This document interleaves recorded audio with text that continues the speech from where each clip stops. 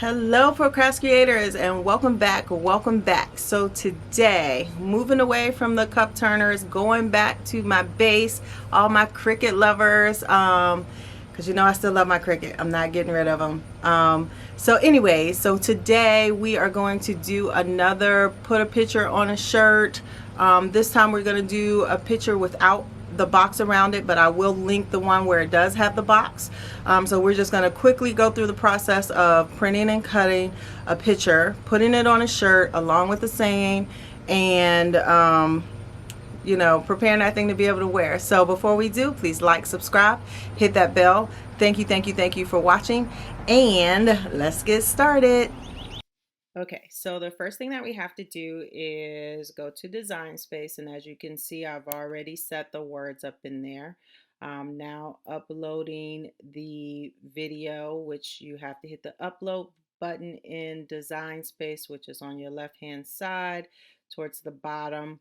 Then you have to hit upload image, hit browse. And now, as you can see, I'm finding the image that I need. I'm going to hit continue. It populates it here where you can hit simple to complex. I hit complex just because it is a complex photo. From here, it's going to allow you to then take out what you do not want. So this is what I didn't do in the other videos that I wanted to do here. As you can see, I'm clicking the background and it is removing it. So if you want an image that doesn't have a square around it or doesn't have the background of that image, you can make those changes here by clicking on each individual piece to make sure that those pieces are deleted from the image file. Now, I will say I did this way where I'm clicking and it's taking small amounts away. If you have a large background that you want to take away, there is another option that allows you to erase. That option is near the top left hand side, where you can select uh, erase, and then it'll give you an option to again remove more at the same time.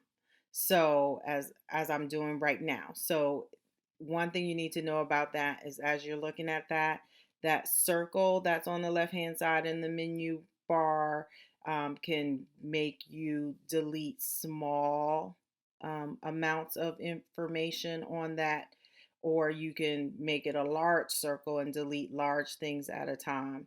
I would say be careful with this because I changed my hair shape a little bit as well as my arm shape, to be honest, because I was taking away too much at one time. So once you've taken away everything that you needed, you're going to hit continue, which is where I am now. And so you see the green box around the print and cut. That's the box that I want because, of course, I don't want just a silhouette of that will be cut out on in vinyl. I want the print and cut option. So I'm going to select that. You can also add name here as well as tags. So once you have what you want, you select that and then it puts it in your Design Space image library, where you can then select it and upload it into Design Space. So once you've made that selection, like I said, it will populate in Design Space. Mine's taking a minute here. Depending on the size of your image is going to depend on how large it pops up in Design Space. My image was pretty large. So as you can see, I'm trying to find the edge of that box, and I'm just going to size it from there by moving that edge up. There is also a size option at the top of the menu bar that allows you to just, if you know the exact size that you want, you can size it there. One thing I will say is print and cut only allows you to cut a 9.75 by 6.75. I might have that wrong. It might be a 9.25 by 6.75. but you have to be, if it's wrong, it's going to give you an error saying that your image is too large, so it won't let you cut it if you try to make it bigger. If you have a bigger image, I would suggest that you slice it in half, and that way you can put it back together when you're ironing it on. So anyways, but for this video, I made it smaller than the image, and here you can see I've hit make it, and now the image is populated onto my mat. The only thing that I did on this screen, because I do have words and it is going on a shirt, that shirt, the shirt's words have to be mirrored so that they will go the right way when you put it on the shirt. So I did hit the mirror button, and then I was able to hit continue. It was looking for my Cricut Maker here, which I never have mine plugged up when I do these videos. I need to do that. Once it found my Cricut Maker, then I was able to browse all materials. At first, I think I put in like printable, heat transfer. It didn't recognize that, but if I just put in the word printable, then it brought up everything that was a printable item, including the one that I needed, which was a printable iron-on dark. If you're using the Silhouette product that I use, which I recommend, you need to select that printable iron-on dark. So there I'm selecting that and going to the next thing, which is here I noticed that I was on the wrong mat. So if that happens, just click on the other mat that is shaded a little differently. And then I was able to send it to the printer. I left the bleed option on. If I do not have words within the print and cut image, I normally leave the bleed on. So that's completely up to you. You can click it and click on it and click off of it and see what you like. I did send that to the printer. Didn't show you the printer option. In some of my other videos, you can see that. Really, it just goes to my HP. You don't have to have an HP. You do need an inkjet printer. You do need an inkjet printer. So any inkjet printer will work. And you can send it to that printer to print your image out. I don't know how else to say that. So, but any printer will work. I get a lot of questions about that, so I just like to repeat that over and over again. So as you can see, I am now weeding my image off of the printer paper, and you'll see here, I'm just going to trim it a little bit because when I was uploading the image, I didn't remove everything. I thought I did, but I didn't. So that was an easy fix. So I just cut that off, but you could possibly re-upload the image and fix that if that happens. So there that is. Yeah. Okay, so we're back. Everything has printed and been weeded. So look, so there that is.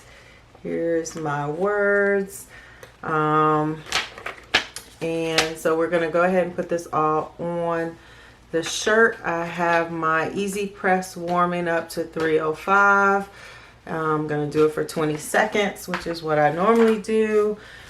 Before I put it actually down on the shirt, I am going to take the press and put it over the material just so that you can prepare the material for the image and the words. So I'm going to do that. And then I'm going to lay everything down. Then we're going to be done with this video. So thank you for watching. Let's see. Let's get this started. We just heard the thing go off. So let me put the camera down here for you so you can see that. So this is what I mean when I'm going to give it a once over. Just going to go over the shirt where I know the image is going to go. If you've watched any of my other videos, which of course I will be putting within this video somewhere, then you know I normally like to measure, but I'm just gonna put that on there. Bam. That little piece that's stuck on there. So I did cut the one little piece off here just because I didn't go through the whole editing process like I should. So here's my sharing can change someone's world. So I'm kind of just gonna do that along with my picture. And this, like I said, you could do anything with this, whether it's something for your church or something for an event that you're having with a school or just an event that you're having with your family. So you can use this for whatever you need to use it for. To put any type of picture on a shirt. It doesn't have to be a picture of a person.